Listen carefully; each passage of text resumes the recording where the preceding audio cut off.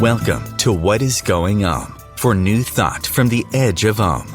Each week on OMTimes flagship radio show, veteran broadcaster, author, and media consultant Sandie Sedgbeer conducts thought-provoking interviews with inspirational authors, artists, musicians, scientists, speakers, and filmmakers who are working at the point where spirituality and science meet consciousness at the very edge of Om. Here is your host, Sandie Sedgbeer. Hello. After the tremendous chaos and uncertainty of the past 3 years, humanity has now reached a major turning point, which many channels and astrologers are likening to a gateway to a new world. This week, I'm delighted to welcome back the very busy and incredibly popular astrologer, Pam Gregory, who'll be sharing what the planets will be pointing to as we move through this forthcoming milestone year in the history of humanity. For those of you not familiar with Pam, she's an internationally acclaimed astrologer who achieved the highly respected Faculty of Astrological Studies diploma after 8 years of study and then graduated with the highest honours in her master's course. She's the host of a highly popular YouTube channel that regularly receives hundreds of thousands of views and the author of 2 best-selling books. You don't really believe in astrology, do you? And how to co-create using the secret language of the universe. Pam, welcome back. Yeah, joy to be with you, Sandie. Thank you so much for inviting me. You know, this must be a really exciting time to be an astrologer. I mean, not only are more people taking the science seriously, but I mean, look what's going on. Yeah, crazy times, absolutely crazy times, but very, very exciting times. Once we've got the bigger picture, the bigger perspective, which astrology can so ably give us, it gives us so much reassurance of where we're headed. Because if you haven't got that bigger picture, it would be very easy, I think, to get caught up in the chaos and all the systems that have been foundational in our lives starting to crack and collapse, and that can be very destabilizing for people. So I am so grateful that I work with the cosmos every day and help other people to understand that bigger picture as well. Absolutely. And I should imagine everybody is so eager to know that bigger picture. But I wonder how many people look back a bit and go, oh, my God, yes. I remember what Pam said back in 1919 and look how it's played out. I can't even remember, but I remember saying that, that 2020 was going to be an incredibly powerful year. And by the end of 2020, we were going to be in a very different place, and all I could see was contraction. That Saturn Pluto jackboots on the tarmac, constraint, contraction, lockdown, abuse of power was the historical theme, abuse of power. But I didn't know how, because we're not necessarily psychic in that way, didn't know how it would actually manifest. But the rest is history. And it did manifest, absolutely. I mean, literally lockdown, constriction. Yeah. Yeah, absolutely. And, it had echoes of the 1930s. It had echoes going back to 1517 when Martin Luther was nailing his 95 Theses to the doors of the Wittenberg Church to really protest against the abuse of power at that time of the Catholic Church. So, if you look back to big historical cycles, it was always these Saturn-Pluto conjunctions, particularly in Capricorn, which is top-down structures, are always linked to the abuse of power. So whether the top-down structure was the Catholic Church or a sort of autocratic monarchy or whatever, there's been this repeating cycle of the abuse of power. And then you get the tipping point of people saying, do you know what? I'm not playing this anymore. I've had enough. You always get that. And it's so good to have those historical cycles to be able to look back, because they always repeat to some extent. We're in a very different kind of paradigm that we're moving into right now that I can talk about later, but nevertheless, we will get echoes of those themes. The abuse of power until it becomes so unequal, so autocratic that we say, do you know what, we're done. We're not. That's an interesting point you've raised there, because obviously, the planets are doing their cycles. But I tend to see everything as a spiral rather than a circle. So each time we're at a slightly different place of response. But, how long do we have to keep doing this before we all say, I'm not having that, and we change it for good? Yeah. I think that's what we're into right now. Really? Yeah. Oh, certainly there's a major fork in the road, which I've talked about a lot. And that's why all those, micro decisions you make in a day, you have to make them very conscious, because we are headed out on one fork of the road or the other. And one fork of the road is almost recreating the old. And if we engage with fear, we're quantum entangling with all the old systems which we don't want. And, we get caught in this loop of energizing in a quantum way, because our focus, our attention is feeding where our attention goes. So we are actually giving life support to what we don't want, those old dictatorial systems, then blaming them for giving us a hard time. It's a crazy loop, but if you're in fear, it can be overwhelming to break that pattern. So that's one very kind of obvious technocratic fork in the road. And the other one is hitching your wagon to a star and saying, no, I'm actually going to believe and trust and step off the cliff like the fool in the tarot, and just really engage in a quantum sense and put my attention on these very high frequency energies coming into us right now. Yes. Don't know where that's going to lead, don't know where it's going to land, but I am going to make the best of the biggest evolutionary jump we've ever had in our lives, of all of our lifetimes. Yeah. I'm not going to make a pig's ear of it and go off on the other track, because, there's a very clear fork in the road. And ultimately, we will all get to unity consciousness, but it's a little bit like being at Heathrow Airport, and you can take the fast track or the slow track. Yeah. It is so interesting, because we are so lucky to be living in a time where we have access to these higher frequencies now that are coming onto the planet, and we don't want to waste them. Absolutely, 100%. Yeah. So that's why I try and share this stuff with people. I mean, it's being shared very widely by very psychic and spiritual people. But, if you just look at the cosmology, we are moving through an area of space, a new energetic area of space where we haven't been for 12,000 years. And this is the photon belt with this very, very high frequency energy, which is allowing in all this very beautiful photonic light. And it's this very bright white diamond light, which I can see, many people can see. And if you consider that we are entirely made up of biophotons, every cell we have is made up of biophotons, and light carries information. And that's how our intracellular network works in our body. But the level to which we can embody that photonic light depends on our level of consciousness. And we self-select that. There's nobody telling us you can only be at a certain level of it's up to us to do the work. And where are we at? So the higher our level of consciousness, the more light we can embody. And also, because of the drop in the Earth's and the Sun's magnetic shield by over 20% in recent times, that is allowing, it's like it's taken away the cotton wool buffer. And that's allowing in much more cosmic and galactic energy. And that is new information coming into us from far galaxies. Yeah. We're stepping back into our galactic citizenry. So, those two very different new forms of energy coming at us thick and fast. I mean, that's why people, they're either plugged into the mains and get 2 hours sleep a night, which I often do these days, or they get 12 hours sleep, which I can do.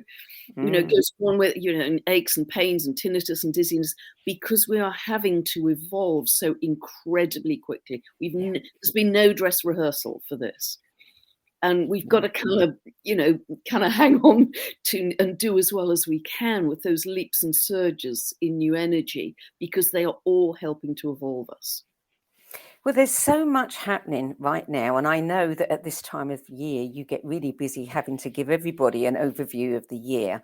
I want to do that in our second segment, because there's a few things that I think, because there's so much happening, you go, oh my God, that must be significant, and that must be significant. And then you're on to the next thing. I want to, in this first half of the show, just focus in on a couple of pieces that got my attention in some of the information you've been sharing. And one of them is that the February 5th full moon, and you say that it is actually the 5th full moon in a row of 7, which are all taking place at 16 degrees of the signs they're in.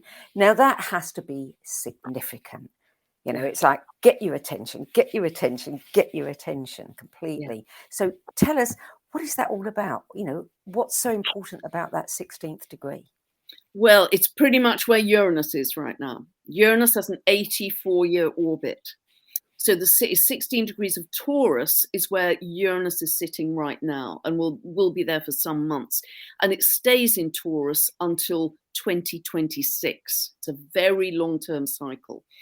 And what it does is really, Taurus is fixed earth, you know, permanent structures, the way things have always been. We want to keep things steady. And Uranus is just throwing a bomb in all of that and said, no, you know, we're going to break these old stale patterns. We're going to bring revolution to that, and but also much awakening. So because it's in the midpoint of the fixed signs, if you've got anything at the midpoint, you know, 15, 16, 17 degrees of Taurus, Leo, Scorpio, Aquarius, you'll probably be feeling quite urgent, quite restless, want to bring in variety, newness in my life. What I'm doing is stale and dead, and, you know, I've got to break the pattern.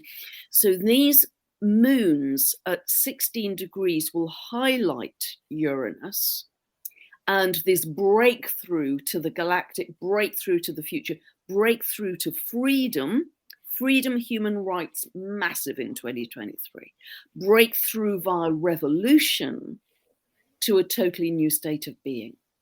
And this will also be part of Gaia's evolution, because Gaia is going through her own upgrade as well. Yes. But the 16 degrees is interesting because several people wrote to me and said, well, of course, that's the Tower card in the tarot. And we are absolutely, if you look at the other aspects in astrology, it's all about the Tower. It's about the collapse of the old order, because Pluto has been in Capricorn since 2008. And it's now really in those last couple of degrees. It leaves Capricorn on the 23rd of March and has just a short 2.5 month dip into Aquarius until the 11th of June, then comes back to those last couple of degrees of Capricorn until January next year. And then next year it only spends 3 months in Capricorn as opposed to 3 months in, not quite 3 months in Aquarius. So Capricorn is these governmental top-down elite structures, governments, corporations, institutions, the alphabet agencies, monarchies, wherever there is elitism and inequality. And elitism and inequality are very highlighted right now because the purpose of Capricorn is to dig up the dirt, dig up the dirty laundry within those vertical structures that is not for the highest good, the highest integrity, the highest transparency. And therefore that accelerates the collapse of those old structures, of the old order, that will happen, I think, fairly rapidly this year. And that's the Tower. That's the Tower card, the collapse of the old. And isn't that exquisite? All the people who used to say astrology is a pile of, crap, and now we're seeing all of these incredible synchronicities that that's not coincidence. It's all connected. Yeah, absolutely. And when Pluto starts moving into Aquarius, which it does 23rd of March, just for this little glimpse, as I say, 2.5 months, it hasn't been in Aquarius since 1798. It's got a 248-year cycle. This is a big deal. For most of us, we are going to be in that cycle, Pluto in Aquarius, and for the rest of our lives, because it stays there till 2044, another 21 years. And that will start to dig up. It will be much more revolutionary, much more the power, Pluto, beginning to shift towards the people. You're seeing these revolutions in Brazil, Peru, China, Iran, Germany, Netherlands. But it will also start to dig up the dirt on any lack of integrity, transparency, accountability in science. Wouldn't that be a good idea? Big tech, all of those areas to do with Aquarius, science and big tech particularly, it will start to dig up the dirt. Anything that is not for our highest good. Yeah. Because Aquarius is very much altruistic, what is for the highest good of all. And Pluto will do the business as it starts to move into Aquarius. And what about pharmaceuticals? Well, isn't that interesting? Because that is so interesting. And I just really, that's why I added something into my latest video, because Saturn will move into Pisces. Saturn has a 29.5-year cycle. So it will begin to move into Pisces on the 8th of March and will stay there until 2025. Now, Pisces is to do with water, and there'll be many, many water issues as we go through those years till 2025. But Pisces is also linked to the media and to pharmaceutical drugs of all kinds, and to companies who make those pharmaceutical drugs. And so if we look back to when Saturn entered Aquarius, the sign it's still currently in, it was in March 22nd, 2020. Saturn has a contracting, limiting, shutting down process on whichever sign it's moving into.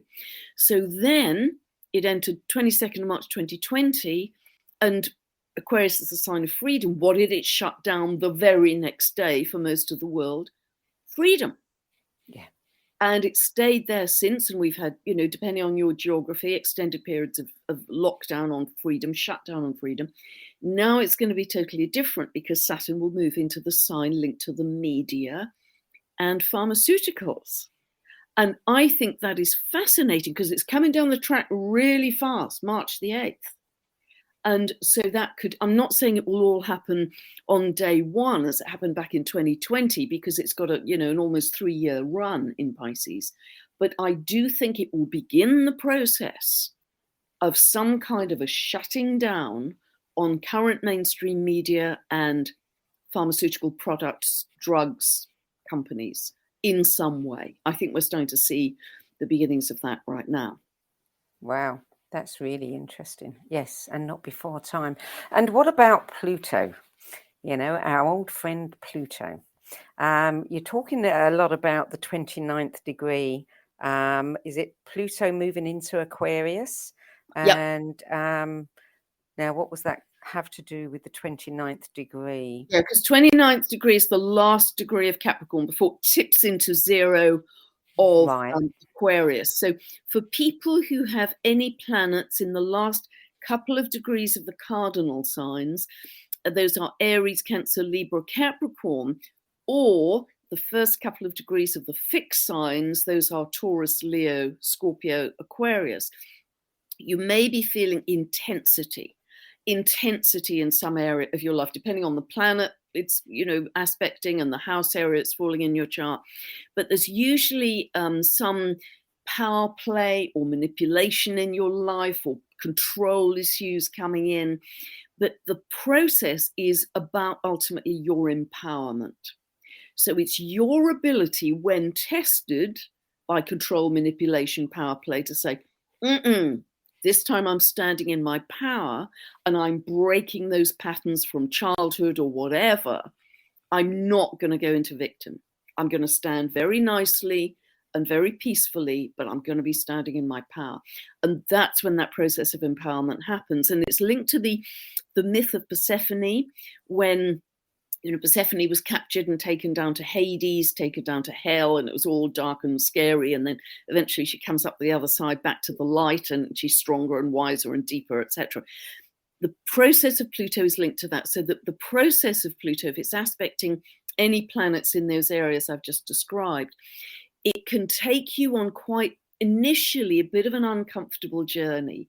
You can often feel a little bit in the dark, on your own, emotionally isolated. It kind of takes you down into your essential self and then builds you back up as you come back up to the light.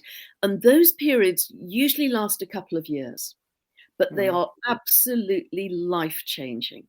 Absolutely life-changing. They often signify huge endings in your life, of relationships or situations or careers or whatever. But there's a step, when I had it on my marriage axis, that's actually when my marriage ended. And although I didn't, I initiated the leaving of the marriage, but it's never great, whichever side you're on with that. And it was awful, and very isolated and lots of challenges. But nevertheless, that was the beginning of me stepping into my astrological career in a much, much bigger, fuller way. I couldn't have done any of this, if I'd stayed in my marriage. So Pluto, if you've got the strength to stay just peacefully, quietly in your power, say, nope, this far and no further, boy, does it deliver benefits on who you really are, your authenticity, your power. I've got 29 degrees. I've got Pluto, the moon in Leo at 29, and I've also got Uranus in Gemini at 29. Am I not right in thinking that Donald Trump has got a 29? His ascendant. Yeah. 29 of Leo on Regulus, which is the, so same as mine. Yeah, kinghood. It's being in the public eye in a kingly leadership way, whatever you think of Trump. But for you, if you've got Pluto square your moon, because it's in Leo, you said? Moon's in Leo, okay. 29 degrees, 4th house. So this will be a depending on the house area as well, it could be a fundamental change in your home life. Your home, you could even move home. It could be pretty intense emotionally, again, around some control issue of some kind. It could be issues with the mother or some female because the mother is connected with that. But nevertheless, it's stepping into your power in an even bigger way. Now, if Uranus is at 29 of Gemini. Uranus, yes. Yeah. Uranus is at 29 of Gemini. So again, this is more of a generational thing because, Uranus has an 84-year orbit, Pluto has 248-year. But this is going to create sweeping changes in your life that are not really a surprise. They've been building for a long time. It's like old stuff that just needs to go, that is no longer contributing to your growth. And then there's a whole fresh wave coming in, and this is a fundamental shift in consciousnness as well, fundamental, which is the potential for all people around your age, whatever your age is, but it's always of course intensely personal as well. Can we anticipate a fundamental change in consciousness of Mr. Trump? Everybody. Okay. Everybody has this. Absolutely, everybody has this opportunity. Yeah. Wow. Well, that will be an interesting one. That the public can keep an eye on. Indeed. So who knows what's going to happen with all that, but nevertheless, because the US is also, the elephant in the room for the US is it's also going through its Pluto return right now. Yes, absolutely. I was going to ask you about that. Yeah. So transiting Pluto is coming back to the same place it was in 1776 with the signing of the Declaration of Independence and the real legal formation of the US as it is now. But with transiting Pluto, moving around the heavens and coming back to that same place, and it's in the area of the US chart to do with the economy, finances, your values, who are you as the US, what values do you ascribe to, but it's also linked to because it's in Capricorn, it's linked to politics, leadership, the Constitution. I think it will even be what is the US geographically, what states make up the US.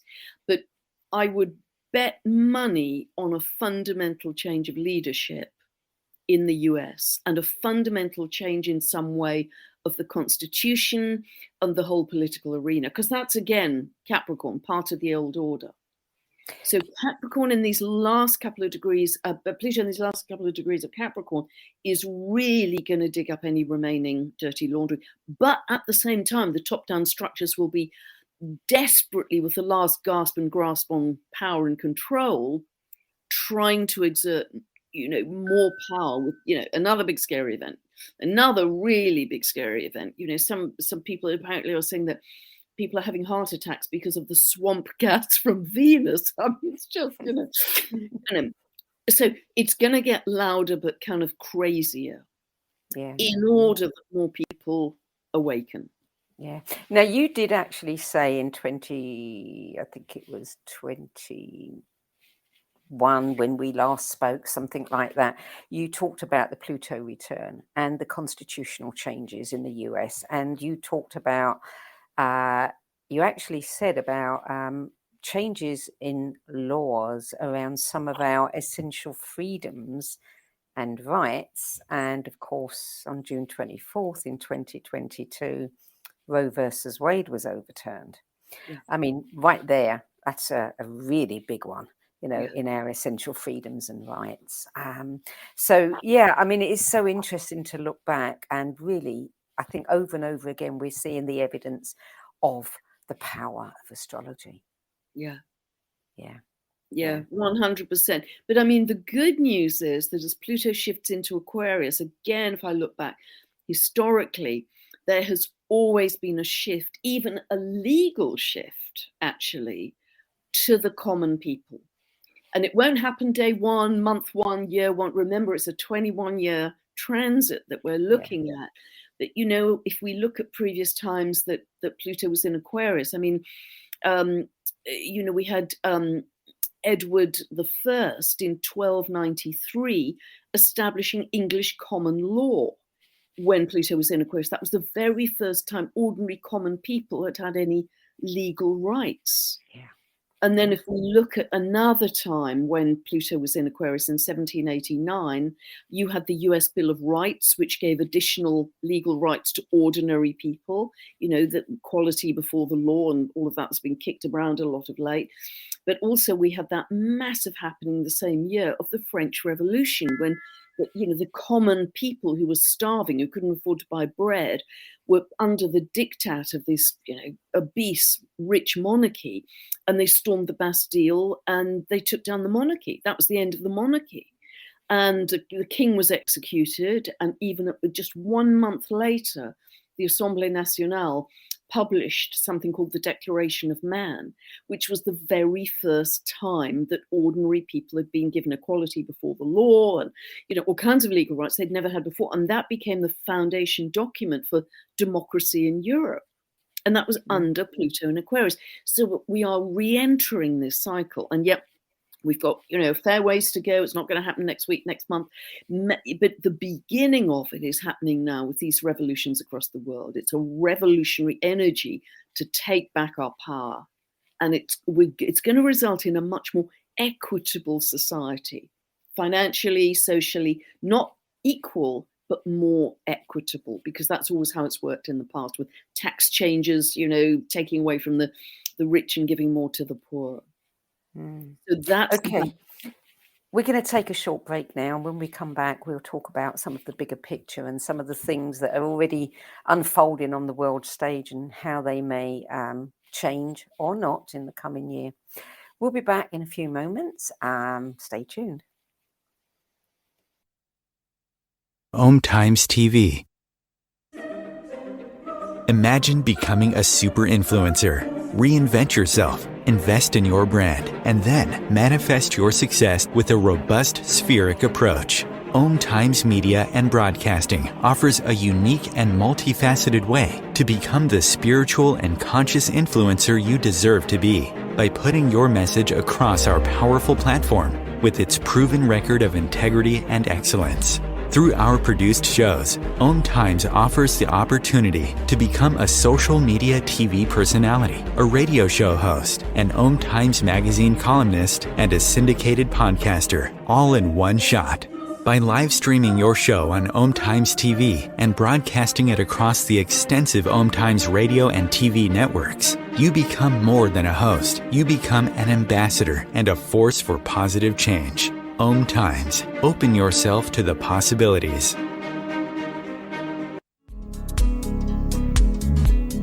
Hello, I'm Sandie Sedgbeer, host of OMTimes' flagship radio show, What Is Going On? And as an author, editor, and 13 times book judge who's read thousands of books and interviewed hundreds of authors, I'm constantly asked what's really worth reading and what's not. So I created the No BS Spiritual Book Club to help you save time and money by picking the brains of discerning names who've walked this path before you. There's no catch, no fees, and no BS. just an ever-growing library of 10 best spiritual book lists from some of your favourite authors and teachers, plus free book excerpts, audios and video interviews with people like Don Miguel Ruiz Jr., David G., Lee Harris, Mark Nepo and more.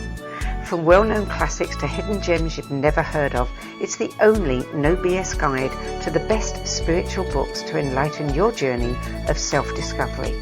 So why not join the club?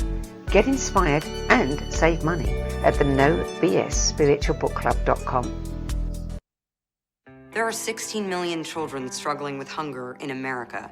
That's 1 in 5 daughters, sons, neighbors, and classmates who don't know where their next meal is coming from. Yet billions of pounds of good food go to waste every year. It's time we do something about it. Feeding America is a nationwide network of food banks that helps provide meals to millions of kids and families in need. Visit feedingamerica.org to help them feed even more. Together, we can solve hunger. Together, we're feeding America. Welcome back. Pam Gregory, we were talking before the break about Pluto and the US and the possible economic, constitutional, and possibly even geographic redefinitions. You know, it's kind of generally known that what happens in America today tends to follow in the rest of the world tomorrow. And one of the other redefining of geographic boundaries that we've seen over the last year is Russia and Ukraine. What do you think is going to happen there? I've sort of purposely avoided that subject because on YouTube you are censored if you refer to that. But let me just say that I don't think that everything that we see on the news is necessarily the way it is. That's really what I want to say. I think it's very necessary for another big scary event to keep on coming down the track, and I think that there's a very different story behind all of that, which may well come to light. Okay. I think that's about as much as far as I can go. And that in itself raises the issue of, you know, it's getting to the point where people can't even share their opinion anymore. You know, this is one of our rights. Yeah, absolutely. You know, Are we going to see that change? We are, but we must also work to say enough. You know, this far, no further, enough. Again, not in a violent way, ever, but just say, you know, enough. We are not going to play victim and step into fear and give away our power, our freedom and our rights. And that can be done actually energetically if you just don't go into fear. As soon as you go into fear, you go into victim and you lose your power. You just pour your power, scatter your power, leak your power. So the most, you know, if I had one message from this entire interview, it would be: do not go into fear, because you're giving your power to what you absolutely don't want to keep on recreating in the same old loop. Thousands of years, war, poverty, sickness, disease, round and round the hamster wheel. We've got to up our game and be better than that to stay in love. Because actually, once you stay in love and you live it as a state of being and you beam out love to everyone you come in contact with, whether it's online or in person through your day, we are accelerating energetically the shift to New Earth. We're stepping up into a whole new world if we can do that. As long as we focus on the difficult stuff, it's acting like a ball and chain for that jump into New Earth. Mm. And that's something you're very good about, because you remind people of this time and time again. You know, you're delivering, you know, possible news that could put people into fear, and you always follow that up with something positive. Yeah, because I mean, I've noticed, Sandie, the change in myself. I used to be absolutely obsessed by current affairs. In fact, that's why my newsletter, my monthly newsletter, started, because God, this happening over here, this happening, and I was really, you know, into the politics and the economy, and, you know, blah, blah, blah. Now I couldn't care less. I'm so tuned out of that. No, that's not correct to say I couldn't care less. That's not correct, because I have huge compassion with people in very difficult circumstances, but I care a great deal, but I'm no longer energetically connected in a quantum sense to those current affairs. And the best use of my energy is to focus on love and bring in that grid of light for the new earth. That is my most powerful, most efficient use of my energy. And so that's what and I've just tuned out of current affairs. I mean, I haven't switched the television on for almost 3 years. I don't read newspapers. It's just, I'm just not going to engage with it in any form. Yeah. Well, you did say, I think, on your newsletter that one of the big shifts this coming year will be the greater understanding that everything is energy and frequency in our universe. And that includes us. Totally. And, you know, this may seem a kind of wild thing to say, but increasingly, I really believe that all of our outer 3D reality, we have and are creating with our collective consciousness. Yes. We're doing it. It isn't just that we're in the game. We have and we are creating the game, but we don't realize we've created the game. So we keep getting caught in the loop of I'm stuck in the game. It's awful, awful, awful. Look at everything that's going wrong in the world. But you're in charge of creating the game.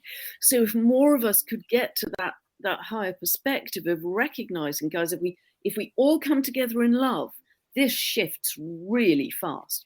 And that's what mass meditations do. I mean, I'm very lucky to be in a big group where I live locally. And, you know, we go to this sacred site. It's the ruin of an old church every solstice and equinox, and 200, 300 people turn up. And the energy there is absolutely palpable. The light, it's extraordinary. I wouldn't miss them for a moment. And we are adding kind of bricks and mortar, if you like, to the light of what we're creating as the foundation for New Earth. That's community. This is going to be grassroots up. People.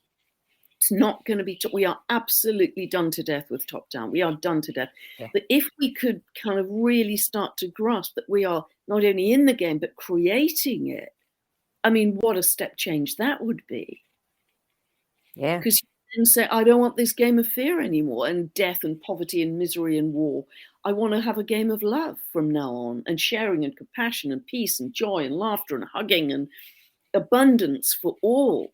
Because that's what I'm working on every day. And with a whole bunch of other people who are doing the same. And actually, it isn't just in my local area. They're all over the world. Yeah, you know, absolutely. People, power. Yeah. Let's focus on a couple of good things that you've said. You talked about some very unlikely people of high integrity stepping into the hero archetype right now to serve humanity, and that this is going to become increasingly apparent in the coming weeks, that soon. Can you expand on that? Yeah, I don't know who they'll be. But they will be people, and I genuinely don't. I'm not just, playing coy here, but they will be genuinely people who are invested in service to others rather than service to self. That will be as clear as day. They are not in it for their own power, their own profit, their own, bank account, because there's a whole shift with this Pluto move to Aquarius of benefiting the people. So service to others, no longer service to self. And actually, a lot of investors now are becoming what we call conscious investors. They're not investing for profit. They're investing in, my legacy or whatever. What can I do to, can I buy land so people can grow food, etc.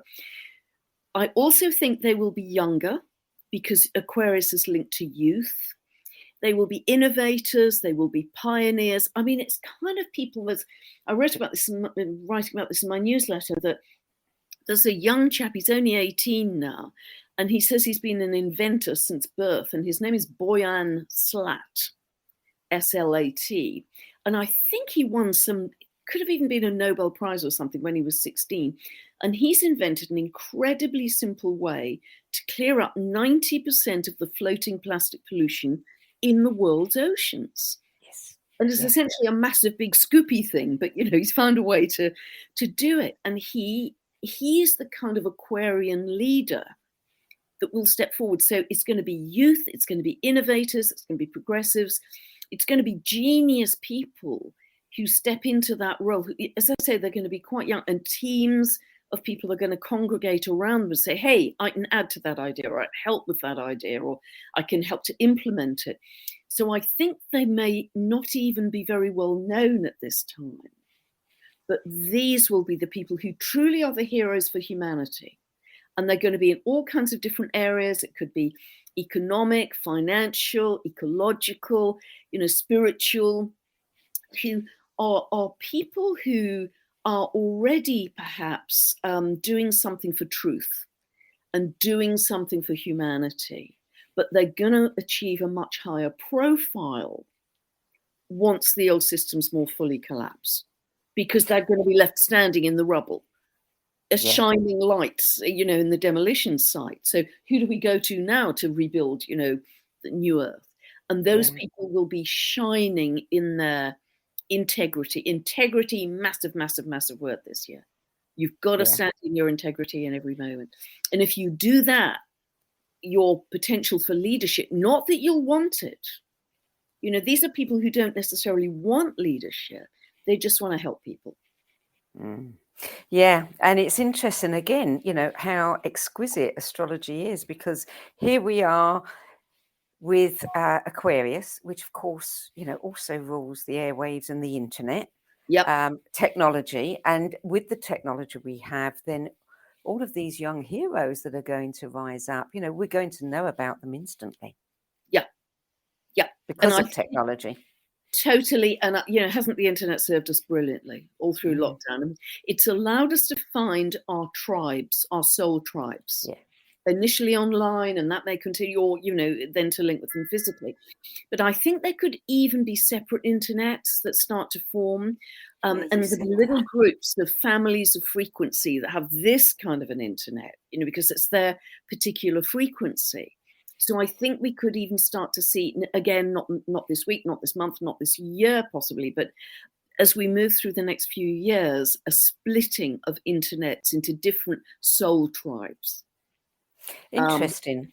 In a way, I mean, that's kind of like looking at something like MySpace or Facebook in a whole other way.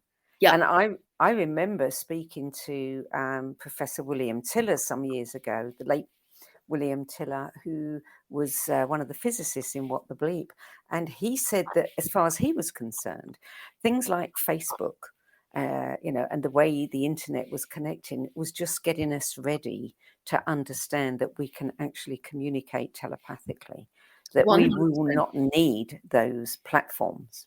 Yeah, we won't need external gadgets. I really agree with that. We're in this interim stage. We need the external gadgets, but we will be building, as Pluto moves through Aquarius, the inner spiritual technology.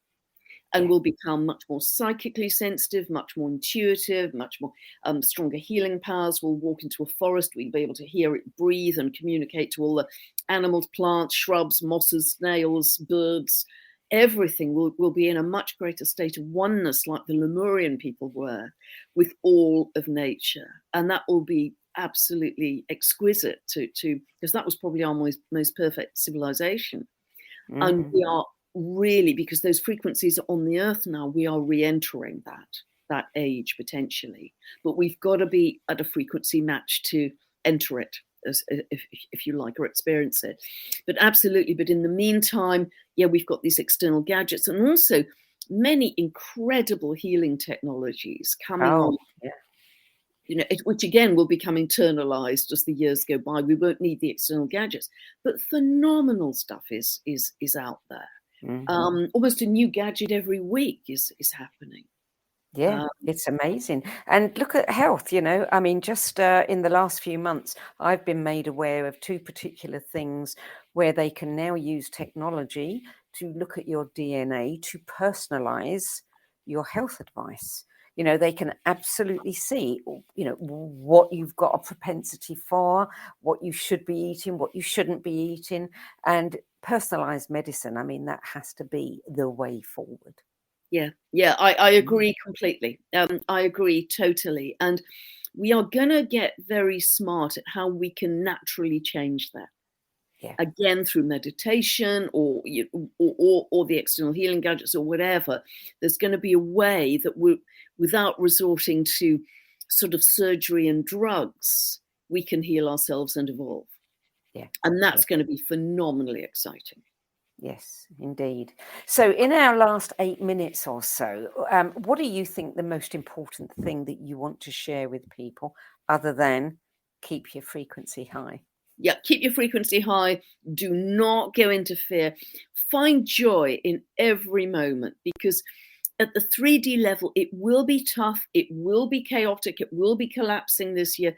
Expect that. One of the great things about astrology is, even if it's going to be tough at that level, it's comforting to know this is supposed to happen. This is the plan.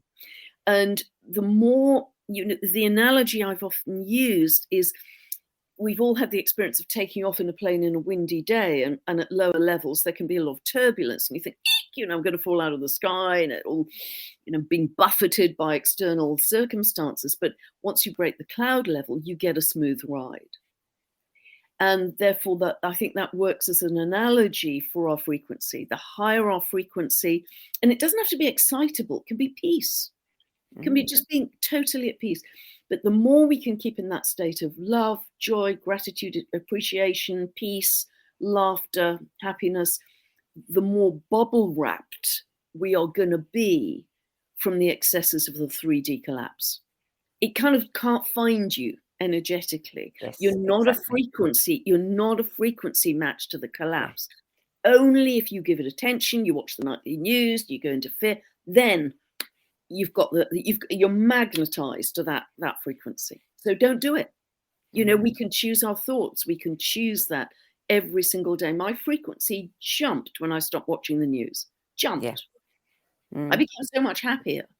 And we deserve to have joy in every day. So every morning when you wake up, say, I'm going to live in love as a state of being. I'm going to find joy all through today. And if it's a blue sky, if it's a bird sing, if it's hugging a child, hugging a pet, laughing with a friend, milk those moments of joy. Milk them so they take up a larger and larger part of your neural network.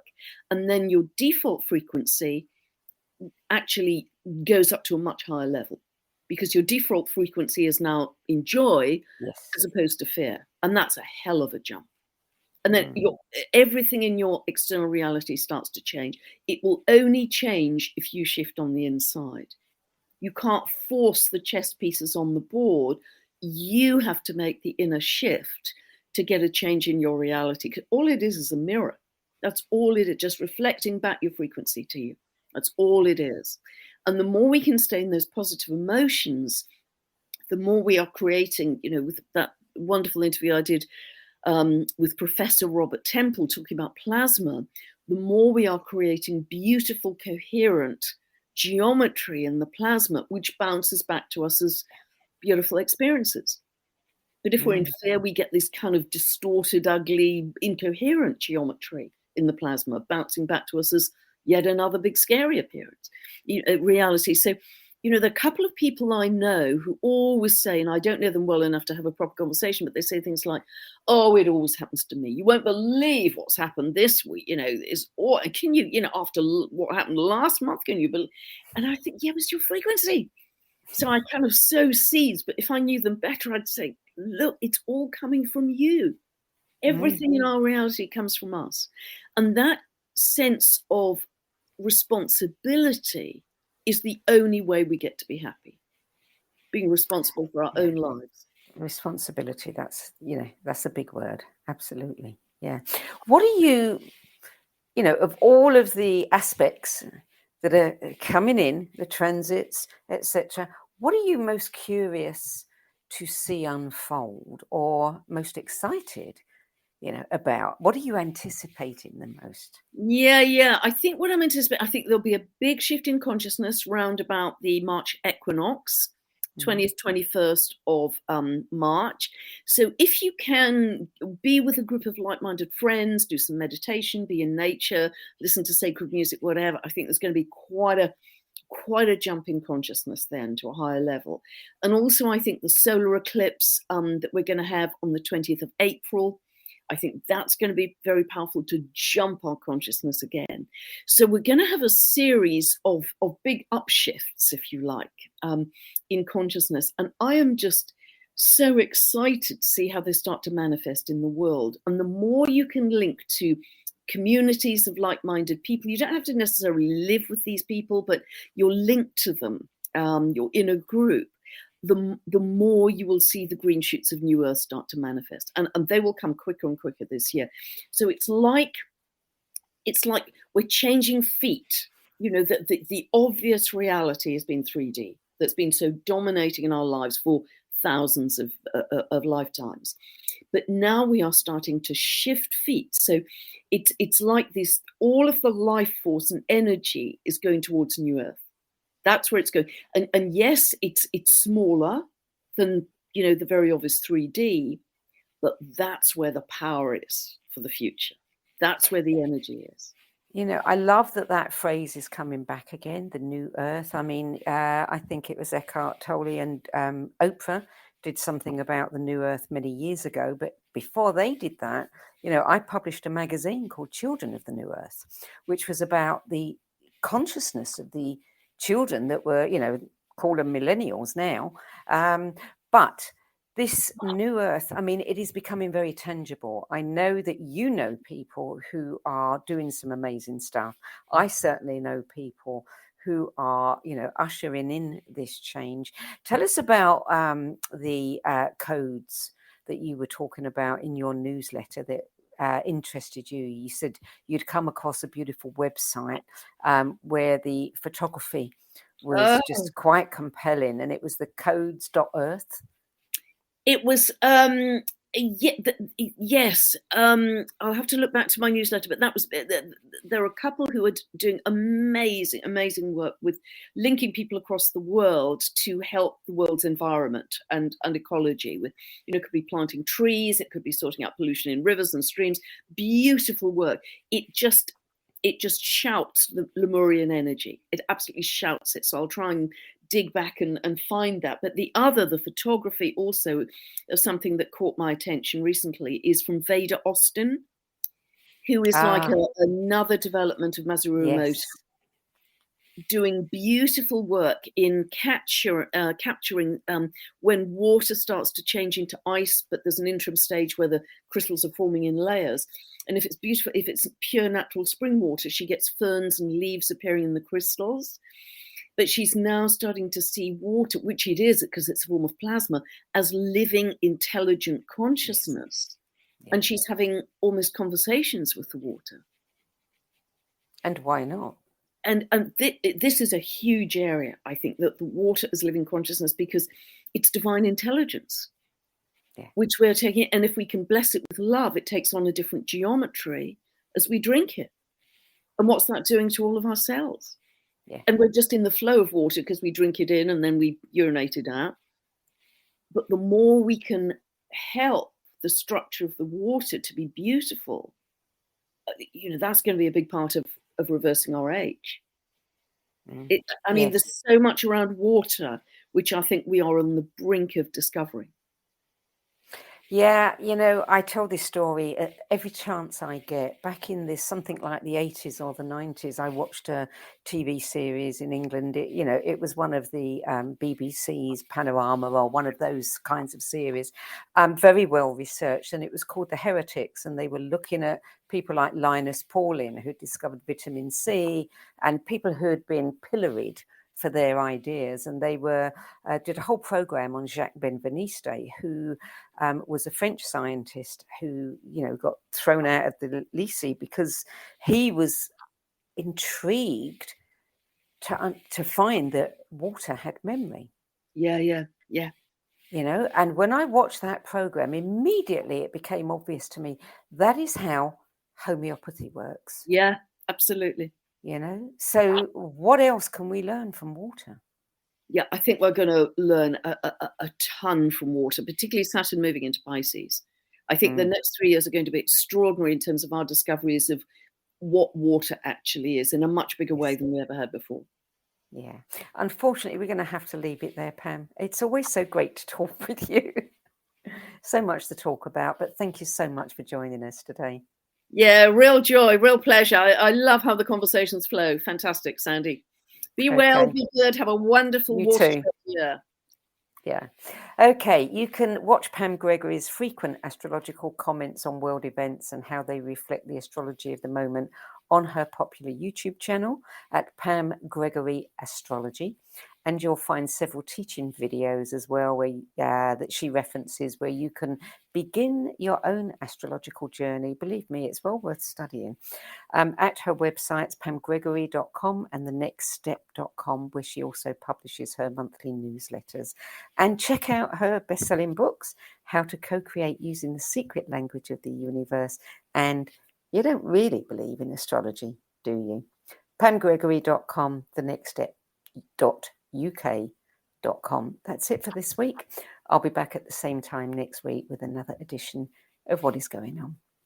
Till then, goodbye from me and a heartfelt thanks for all the great work Pam Gregory does. Yeah, thank you so much, Sandie. Love being with you. You too.